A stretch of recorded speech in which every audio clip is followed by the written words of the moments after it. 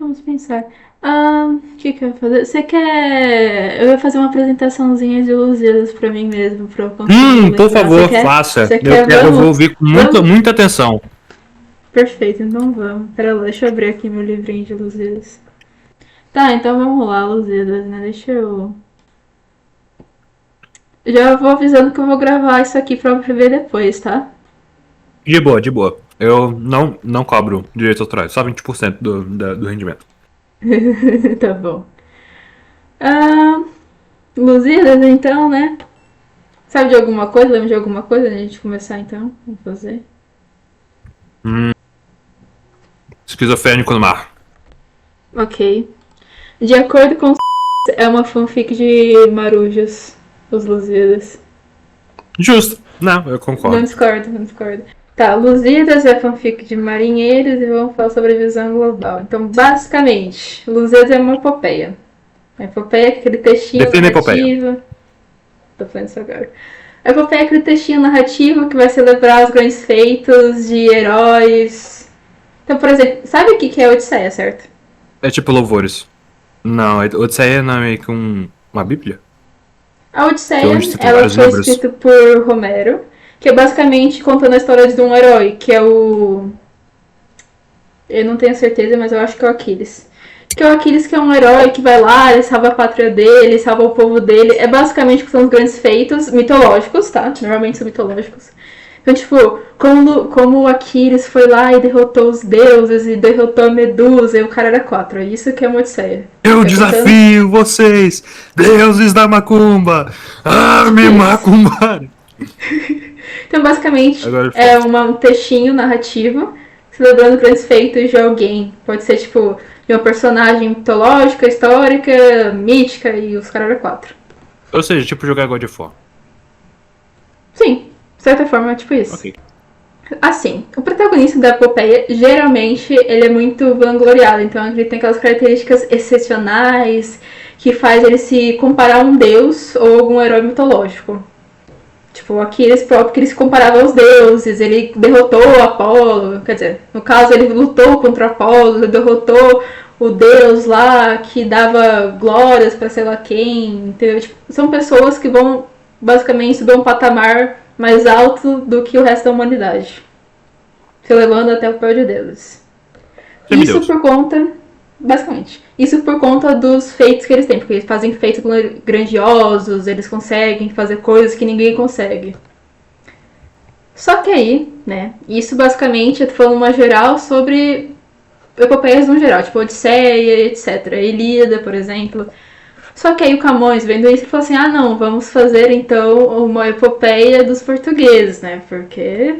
Não sei por que ele quis. Começamos mal. Começamos mal. Então, na epopeia dos portugueses, que seriam então os Lusíadas, a gente tem uma personagem heróica principal, que é o povo. O povo age como se Justo. fosse um herói coletivo. Foi legal, ele foi Justo. legal. Ele levou o pessoal que é Não. considerado inferior. Foi legal, nessa Uhum. parte, pelo menos. Ótimo. Pelo menos alguma coisa em português fez certo. E na historinha dele, né, ele tem três grandes pilares. O primeiro deles é, então, a matéria épica, ou seja, tudo aqueles grandes feitos históricos, etc. A mitificação do herói, ou seja, o fato dele levar o herói a basicamente o patamar dos deuses. E a solenidade do canto, que vai ser basicamente como que o canto é construído, ou seja, o canto vai ser vangloriar alguém, ou seja, como que o texto vai vangloriar uma pessoa, tipo, ele pega uma estrutura bonitinha e bem desenhadinha, sabe? Não é tipo ele só escreveu por escrever. Que mais? O Camões, eles falam que o texto dele é épico, mas também é antiépico. Mas geralmente a gente vai ver só que ele é épico, tá? Você não vê normalmente o pessoal falando que é antiépico, mas por que seria épico? Porque ele vai exaltar, então, o povo português. Só que ele fala que Uhum. também é antiépico por causa que a gente tem, então, reflexões do poeta. Lembra aquela partinha no final de alguns cantos, falando que como o mundo é uma merda, como que a galera se fica querendo ganância, por exemplo, ou como a galera faz merda e mesmo assim é recompensada? É por isso que a gente fala que é antiépico. Por mesmo tempo que ele exalta, então, tipo, a memória coletiva do povo português, ele também vai ficar falando, tipo, dos costumes e como os costumes estão errados, como que a gente deveria reescrever essa ideia de herói, etc. Em Lusíadas, a gente tem 4 partes principais. A proposição, que é ele falando para as ninfas que ele quer inspiração, etc. A invocação, que vai ser então, né? Isso também. A proposição é tipo, o que ele vai falar, e a invocação também é um pouco disso dele chamando as ninfas e pedindo por inspiração. A dedicatória, que ele vai depois, no final de tudo, dedicar. Eu não lembro se é no começo ou no final, mas eu acho que é no final. Ele vai dedicar tudo os Lusíadas pro novo rei que tinha surgido, eu não lembro qual é o nome dele. Tá, eu sei que tem um rei, eu não lembro o nome dele. Mas esse rei, tipo, ele tinha acabado de chegar no trono e, tipo, Portugal tava bem decadente quando ele chegou. Então o Camões faz o quê? Ele fala assim, cara, eu, tipo, te desejo o melhor, tá? Desde que eu falo isso. Te desejo melhor, eu acho que você consegue sim guiar esse país pra algo bom e faça isso. Tipo, leia o que eu escrevi sobre os grandes feitos e faça melhor até. Então, basicamente isso que ele faz na dedicatória. E na narração, a gente vai ter então, tipo, toda a história da viagem, a Vasco da Gama, a Índia, etc. Os caras eram 4. E essa narração vai estar em média res. Média res basicamente é. Se eu não me engano, é porque ela começa no meio, tipo, de toda a história. Então, quando, tipo, o narrador começa a narrar os feitos portugueses, é como eles estão na metade da viagem, contando sobre o começo da viagem. É meio confuso, mas... Ok, não, entendi. Eu acho que é isso, média res. É literalmente isso. Média res fica no meio das coisas. Justo. Vixe. Faz sentido. Que isso. Calma lá, paizão. Calma lá. Tá. Em Lusíadas a gente tem 4 planos. A gente tem 4 planos. O primeiro deles, que é o plano da viagem, que é quando o Vasco da Gama vai pra Índia. Então, a história inteira, tipo, a maior parte é o plano da viagem, que é contando, então, sobre o Vasco da Gama indo pra Índia, etc. Todo aquele negócio lá que eles fazem até chegar na Índia. O segundo plano é da história de Portugal, né? Que são, tipo, basicamente alguns momentinhos que ele vai narrar, ou os personagens vão narrar, tipo, episódios da cultura portuguesa. Tipo, por exemplo, sei lá, a Batalha de Alcácer Quibir, ou sei lá, Carara 4, ou o começo do descobrimento, ou seja, personagens vão contar a história de Portugal. Isso acontece, por exemplo, quando o Vasco da Gama conta pro rei lá, porque ele chegou no rei, o rei pediu a história de Portugal e começa a contar, aí o Vasco da Gama começa a contar, por analepsis, ou seja, tipo, você tá no meio da história e conta de algo sobre o passado. E também acontece uma segunda e terceira vez quando o Adamastor e Tétis fazem basicamente previsões sobre o futuro de Portugal. Nesse caso são prolepsis, porque você tá no meio da história e fala sobre coisas do futuro que ainda não aconteceram. O que mais? Temos o plano da mitologia, né? Que é basicamente todo aquele negócio de os portugueses serem quase considerados deuses, ou serem ajudados por deuses, ou alguns deuses quererem matar eles. Lembra aquele dia que eu cheguei em você e falei alguma piada sobre Baco? Eu fiz isso, eu falei, se você não entendeu, você tem que estudar os Lusíadas. Uhum. Isso foi por causa disso aí, do plano da mitologia. Por quê? Os portugueses, quando eles começaram a viagem, aconteceu um concílio dos deuses, né? Porque eles eram tão importantes que os deuses tinham que se juntar pra ir lá e falar sobre, fofocar sobre os portugueses, né? Porque eles eram muito importantes. Então o que aconteceu? Eles se juntaram, os deuses do Olimpo, da mitologia Grécia, sei lá o que, a Carolina 4, se juntaram e começaram a falar sobre os portugueses. Aí o que aconteceu? A Tétis chegou lá, a Tétis, eu acho que é a Tétis, quase certeza que é ela. Pronto. Ela chegou lá e falou assim, cara, eu gosto muito dos portugueses, eles são, tipo, top de linha. Eu quero ajudar eles na viagem. E assim, por exemplo, o deus da guerra, o Marte, gostava dela. Então ele falou assim, não, então eu também sou a favor dos portugueses, mano. Não é porque eu gosto de você, é porque eu sou a favor deles mesmo, tipo, confia. Uhum. E também, se eu não me engano, o Netuno também, ele não se opôs. Tipo, ele falou assim, não, de boa, vamos ajudar os portugueses e tal. Só que aí chegou um deus e falou assim, não, eu sou contra os portugueses, que é o Baco. Baco é o deus do vinho. O que acontecia? No Oriente, a galera tava começando a deixar... Logo do vinho, uau. Logo do vinho. A galera do Oriente, tipo, começou... Eles gostavam do Baco, a galera do Oriente. Ele sabia que se a galera do Ocidente fosse pro Oriente, tipo a Índia, etc., a galera ia começar a cultuar outros deuses, né? Ele falou assim, eu não quero então que o Ocidente, portugueses, vão pro Oriente. Então eu sou contra a viagem deles. E é basicamente isso que vai também decorrer a trama da viagem. Que é basicamente Baco tentando impedir eles. Tipo, o Adamastor lá, ele também basicamente faz o Adamastor impedir eles. E enquanto isso a Tétis ou Marte, por exemplo, tentando ajudar eles a fazerem a viagem deles. Por fim, a gente tem o plano das reflexões do poeta. O que são as reflexões que ele faz no final do mundo, né? Que seria a parte antiépica da obra. Que é basicamente ele falando sobre a ingratidão das pessoas, a falta de cultura dos portugueses, a substituição dos valores, né? Que as pessoas tinham valores altos e agora, foda-se, ganância, etc. E também ele vai exortar, ou seja, vai grandificar o Dom Sebastião, né? Para engrandecer a pátria dele também em alguns momentos da reflexão. Nem sempre, mas a maioria. Eu tenho aqui um resumo do que acontece em cada canto. É bem curtinho, eu posso falar se quiser. Aqui eu tenho até pra falar. Então, no canto 1, basicamente, o sujeito da escrita vai apresentar a proposição, a invocação e a dedicatória, ou seja, tudo aquilo que eu falei antes. Ele também vai falar um pouco sobre o imaginário épico, a mitologia, etc. E a mitificação do herói. E depois vai começar, então, a narração em média res, ou seja, no meio dos acontecimentos, o Vasco da Gama, então, começa a falar sobre o caralho a quatro que está acontecendo desde o começo. Vai acontecer também o Concílio dos Deuses, que eu falei agora, e os portugueses também vão ter os primeiros contatos com os mouros, que é aquela galerinha que ele brigou. Sabe quando a gente começou a falar sobre a Cássio Quibir, Dom Sebastião? Sim, tô ligado. Dom Sebastião foi lutar contra os mouros também. Dom Fernando também foi lutar contra os mouros. Então, portugueses têm uma rixa com os mouros, né? A gente percebe isso. Eles vão se encontrar com eles na costa leste africana. E, em sequência, vai acontecer algumas ciladas. Ou seja, uns desafios, alguns jeitos de tentar impedir eles por Baco. Só que aí a Vênus, ou Tétis, ou Caralho 4, a Vênus que gostava deles vai lá e vai tentar ajudar eles. Era Vênus, tá? Eu falei Tétis, era Vênus, eu confundi os nomes, mas pronto. A Vênus vai lá e começa a ajudar eles porque gosta deles e não quer que o Baco atrapalhe eles. E depois vai ter uma reflexão no final sobre como que os seres humanos são frágeis e pequenos diante da grande cidade do mundo.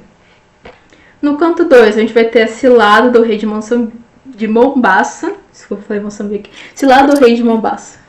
Eu falei Moçambique, mano, não sei porquê, mas pronto.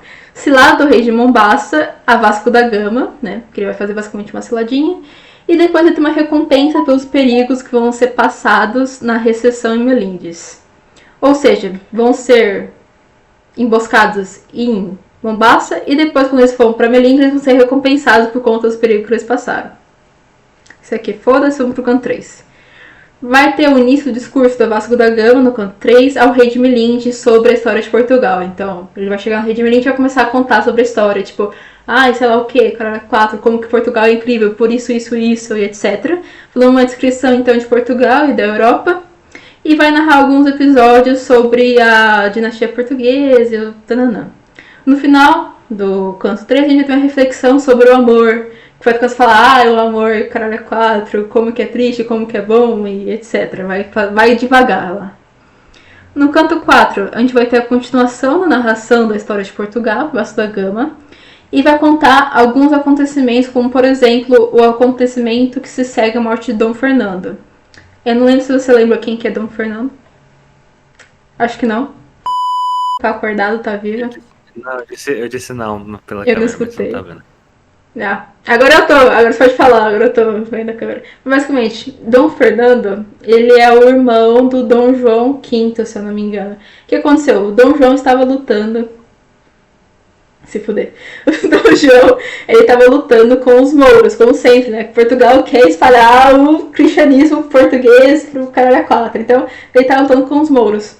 E Dom Fernando, ele achou que era uma boa ideia ir lá no meio da luta e batalhar junto com o pessoal. Igual o Dom Sebastião fez e ele ficou perdido e morreu, Dom Fernando quis fazer a mesma coisa, né? Porque ele achou que ia dar bom. Não deu bom, ele foi capturado, né? E a galera falou o quê? Os mouros. Ele falou assim, olha, só vou soltar seu irmão se você me der tal parte de Portugal. Aí os caras falaram assim, não. Aí ele falou assim, então seu irmão ficar preso aí até morrer. E foi isso que aconteceu.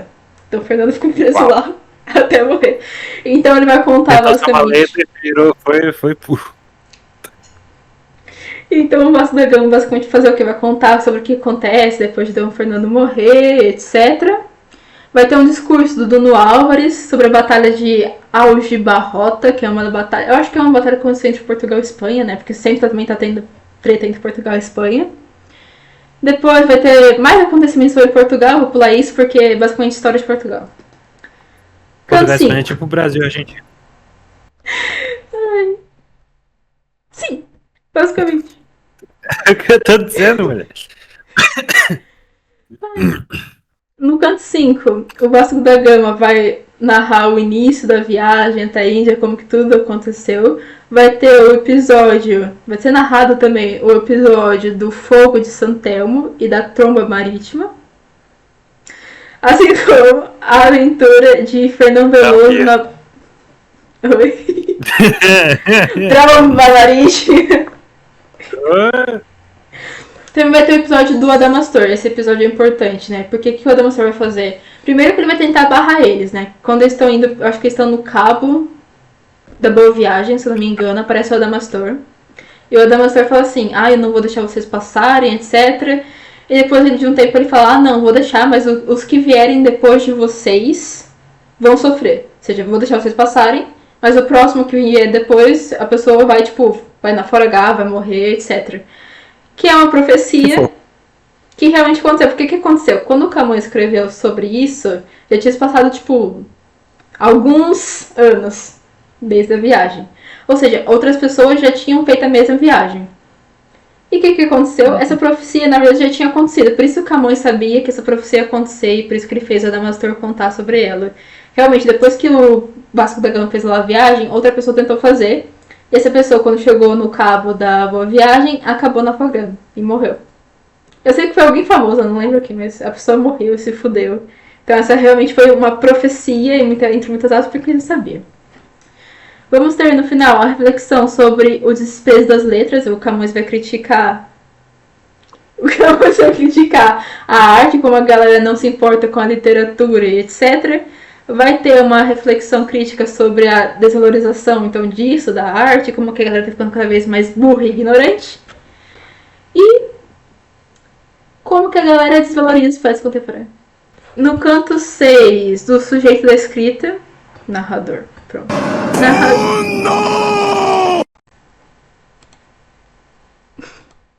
Yes, yes, yes, yes, yes, yes, yes. Enfim, vamos ter a descrição do Palácio de Netuno e a nova intervenção de Baco, que vai tentar prejudicar de novo os portugueses, como sempre. Como que ele faz isso? Ele basicamente, quando estão no meio da viagem, o Baco vai lá, vai pegar um saco cheio de ventos. Eu não sei se você sabe essa história, mas tem um negócio na mitologia que existe um saco e quando você abre ele, ele tá cheio de ventos e quando tu solta faz tipo um tornado. É tipo o relâmpago de Zeus. É uma arma mitológica de algum deus. Sim, exato. Ele faz isso, ele vai o quê? O Baco vai lá, pega esse saco de ventos e abre quando os portugueses estão no meio da viagem deles, o que vai desencadear uma tempestade. Só que a Vênus chega lá, né? A deusa do amor, como sempre, amando os portugueses, vai lá, chega lá e basicamente acalma todo esse problema que estava acontecendo, acalma os ventos. Bem gay, na minha opinião. Bem gay, mas... Vênus é mulher. Bem lésbico, então. Vai ter uma reflexão no final do canto 6 sobre o valor do verdadeira glória, ou seja, quando a pessoa é, não mitificada, mas ela é elevada a um estatuto maior por conta dos bons feitos dela e por ser uma pessoa de bom caráter, não pelo dinheiro, por exemplo. Canto 7. Falta só mais 4 cantos. Canto 7. O narrador vai falar sobre... vai ser elogios aos lusitanos, ou seja, vai ser elogios aos portugueses. Ele vai criticar os outros europeus por não terem o mesmo carisma, né, e preocupação com a propagação do cristianismo como os portugueses. Descrição do Malabar sobre o desembarque do Vasco da Gama, quando ele estava chegando a Samorim. Vai ter invocação das ninfas do Tejo e do Mondego, em forma de lamento, ou seja, o Camões vai lá e vai começar a falar ninfas, sei lá o que, do Montejo, do Tejo, me ajudem, sei lá o que, ninfas e o caralho 4. E nisso ele vai refletir criticamente sobre as pessoas que colocam interesse particular acima do interesse público. Ou seja, por exemplo, políticos que colocam o seu interesse particular. Naquela época tinha reis, né? Então, basicamente vai ser uma crítica a vocês que colocam o seu interesse particular acima do público. Precisa realmente fingir, era só falar mesmo. Se Hã? você quer ser babaca, você seria babaca se você fosse rei. Quê? Não pode fazer nada. Não, eu disse, se quiser ser babaca, era só ser babaca quando você é rei, porque ninguém pode fazer nada. Mano, porque se você é político, calma, não. Se você é político numa democracia, você não pode, mas se for numa ditadura, você também pode, mas ninguém vai falar nada. Ó, e se Não, falar. vão falar. Você não vai ouvir. Isso que falarem também vão perder um pouquinho da voz. Talvez. Só um pouquinho. É um pouco da cabeça também. No canto. No canto 8, o Paulo. O Paulo Gagão vai narrar ao Catual alguns episódios da história de Portugal de novo, né? Porque eles gostam de falar sobre a história de Portugal, então ele vai narrar mais um pouquinho. E depois o narrador vai chegar lá e vai narrar as suspeitas de Vasco da Gama enquanto as ciladas dos muçulmanos. Ou seja, ele acha que vai acontecer uma cilada e que os muçulmanos vão lá fazer uma cilada contra eles. Vai ter uma revolta dos muçulmanos contra o Gama por causa do cristianismo que eles estavam tentando propagar e, né, basicamente a cilada que foi acontecida, né, entre muitas aspas, né, que não foi porque eles estavam espalhando o cristianismo no país muçulmano, não, foi uma cilada, confia. Depois, no final, vai ter reflexão sobre o poder corruptor do dinheiro, ou seja, a galera, quando tem muito dinheiro, se corrompe, seus valores são corrompidos e o caralho 4. No canto 9, eles vão voltar a Lisboa, vai ter narração deles voltando para Lisboa. Só que antes de eles voltarem a Lisboa, de fato, eles vão parar na Ilha dos Amores, né? E lá vai ter a descrição do local, a figuração, né? Não, as pegações entre os portugueses e as ninfas lá, que estavam lá, né? E como que a ilha funciona, qual que é o significado da ilha, né? Porque a ilha basicamente vai ser a grandificação dos portugueses, ou seja, é tipo o máximo dos máximos onde eles poderiam chegar. Porque a ilha só tem personagens mitológicos, tem as ninfas que são personagens mitológicos, ou seja, o fato de eles estarem naquela ilha vai engrandecer eles, vai levar eles ao patamar de deuses, basicamente. E nesse canto a gente vai ter reflexão sobre o simbolismo da ilha, sobre o fato de eles se pegarem entre as ninfas e os portugueses se pegarem entre. Né? E no canto 10, que eu acho que é o último, canto 10, vai ter a narração do banquete que é oferecido aos portugueses quando eles chegam lá em Lisboa. Vai ter a premonição das futuras ações dos portugueses e a apresentação da máquina do mundo, né? Porque até você vai chegar no Vasco da Gama e falar assim, olha, eu tenho aqui a máquina do mundo, ou seja, vocês vão, tipo, é tipo um mecanismo, alguma coisa que vai mostrar o futuro para eles. O futuro que Camões já sabia porque tinha acontecido, né? Vai mostrar, então, os grandes feitos e chegadas deles, e os caras 4 que eles fizeram no futuro. E depois, né, vai ter basicamente a sublimação do canto, vai ter ele falando sobre os grandes feitos finais desses heróis, o Camões no caso, e a mitificação do herói. E por fim de tudo, vai ter reflexão sobre a importância da valorização dos verdadeiros heróis, que seriam, por exemplo, o povo português, e como que eles são importantes no geral. Acabados os cantos, matéria épica e feitos históricos da viagem, tá? Então, basicamente, a expedição de Vasco da Gama vai mostrar os descobrimentos, né? Vai ser o começo dos descobrimentos. Essa expedição vai representar, então, um momento áureo, vai mostrar, então, basicamente, o momento top de linha que eles começaram os descobrimentos. Porque quando eles começaram os descobrimentos, Portugal tava lá, tipo, tava fudidão, não tava fudidaço no melhor sentido possível. Tipo, ele era o mais fudido dos fudidos, ele, tipo, era o melhor de bom de todos. Então, quando eles começaram os descobrimentos, eles estavam muito bem na vida, em tudo. E os povos portugueses, quando eles começaram os descobrimentos, eles já tinham provado que eles eram, vou ler aqui, eles eram excepcionais pela grandeza de caráter, pelo serviço prestado à pátria, à cultura e à fé, de acordo com Camões. Então, o poeta ele tenta inserir toda essa história de Portugal, enquanto ele vai contando a viagem de Vasco da Gama, etc., mostrando, então, acontecimentos verídicos e misturando também com a mitologia. Tem uma porra de uma música aqui. Enfim. Sublimidade do canto.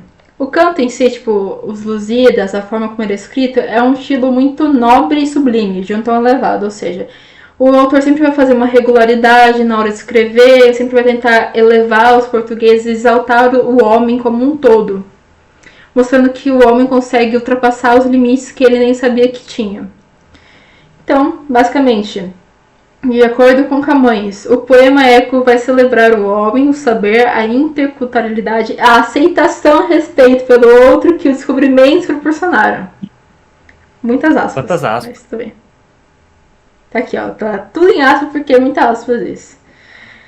Além disso, vai mostrar os valores cívicos, éticos, culturais e políticos que devem nortear a ação de um rei. Ou seja, quando ele está escrevendo isso, ele basicamente vai dedicar ao novo rei que tinha subido ao trono, que eu não lembro o nome dele, mas foda-se.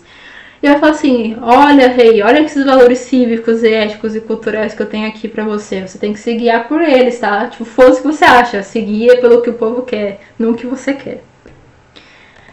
Temos...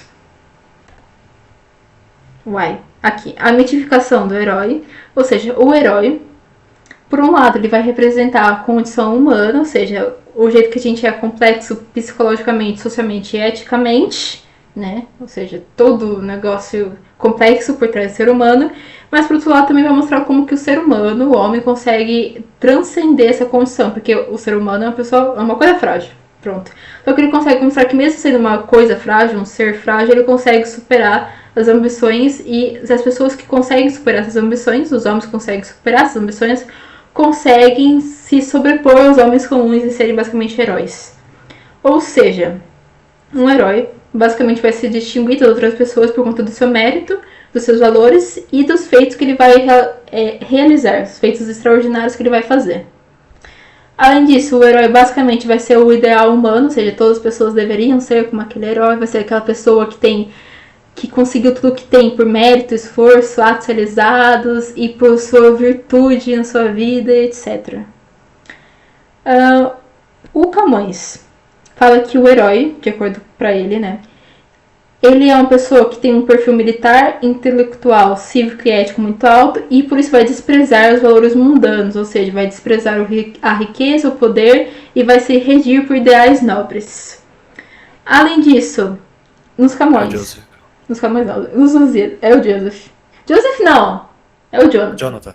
Enfim, os Lusíadas basicamente vai ter um herói coletivo, que é o povo português, que vai realizar feitos extraordinários por terra e por mar, vai ultrapassar obstáculos, vai resistir às provações que atingem eles, e assim como por conta disso, vão atingir a imortalidade, né? Vão ser basicamente imortais por conta de todo o canto que ele escreveu, ou seja, pelo fato de eles estarem... os feitos deles, no caso, serem escritos nessa obra épica que é os Lusíadas. E com isso ele basicamente vai divinizar o povo português, mais especificamente também esse patamar que eles chegam de serem quase Deus vai ser mais mostrado ainda no episódio da Ilha dos Amores, né? Por conta de se pegarem com seres mitológicos. A linguagem, estilo e estrutura. É bem simples, basicamente vai ter um estilo elevado e eloquente, ou seja, vai ser tudo bonitinho, papapá, formalzinho. Ele vai usar muitos recursos expressivos, como a perífrase, as metonímias, as anástrofes e anáforas, apóstrofes, comparações, enumerações, gradações, hipérboles, metáforas, personificações e interrogações retóricas. Ele vai basicamente entrelaçar o discurso épico com o discurso lírico, porque no discurso épico a gente vai ter a grandificação do herói, enquanto no lírico a gente vai saber, tipo, traços psicológicos do herói, o que ele está pensando, coisas, tipo, quais são as emoções do herói. E isso vai fazer que a gente basicamente saiba não só a parte histórica do herói, a parte épica, que seria a história realmente do herói, ou seja, os feitos históricos, mas também vai saber a parte lírica, ou seja, essa parte mais humanista. Tanto que tem uma questão de exame que fala assim, qual que é a diferença entre o herói de Lusíadas e o herói de Mensagem? Basicamente é que o herói de Lusíadas, ele é um herói histórico-humanístico, ou seja, que vai representar a história de Portugal, mas também o lado humano, as emoções e pensamentos, enquanto o herói de Mensagem é aquele herói mais mitificado, que não tem, tipo, problemas, e os problemas que eles têm, ele consegue ultrapassar e se elevar basicamente a um deus. Ou seja, um é mitificado pra caralho e o outro é mais humanista. Você disse que o de Mensagem... O de Mensagem é mais grandificado, mais glorificado, né? Certo? Pensava que seria o contrário. Pior que não. É que assim, quando você lê mensagem, você vê que o quê? As personagens, tipo, Dom Sebastião, eles não têm nenhum defeito. Tipo, eles são tudo glorificados, eles não têm defeitos. Em Lusíadas, eles têm defeitos. Só que mesmo tendo defeitos, eles conseguem ser, basicamente, alcançar esse patamar de heróis quase deuses, por exemplo. Então tem o lado humanista. Por fim, a gente vai ter um vocabulário culto, né? Ele vai usar basicamente palavrinhas que não existem mais na língua portuguesa da época dele, só que ele quer usar para mostrar como ele é culto e como que ele sabe das coisas clássicas. Aquele moleque que foi no Enem se fudeu porque não tinha nada. Eu Total vi! de vocabulário. Ah, sim, é foda. Quero demonstrar com minha grande eloquência que vossa deles é basicamente isso. E além disso, ele vai usar alguns verbos, tipo, algumas formas populares, como exemplo, diminutivos ou provérbios, que por acaso também são usados em mensagens. E Ela acabou. já tá no português e quer, mano, quer piorar mais minha vida, velho. Acabou. É isso, Lucas. Amém?